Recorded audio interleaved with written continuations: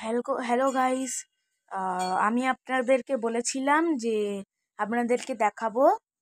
তো দেখুন, দেখুন কত সুন্দর লাগছে। আমার ঠাম্মি যখনও দেয় না তখনই অনেক সুন্দর লাগে। দেখুন, এটা হলো আমাদের বাবা ভোলেনাথ, এটা হলো আমাদের তারা মা, এটা হলো মা মনসা, এটা হলো আমাদের কৃষ্ণ, এটা হলো শ্রী গুরু, এটা হলো মা মা তারা, এটা হলো আমাদের গুরুজন।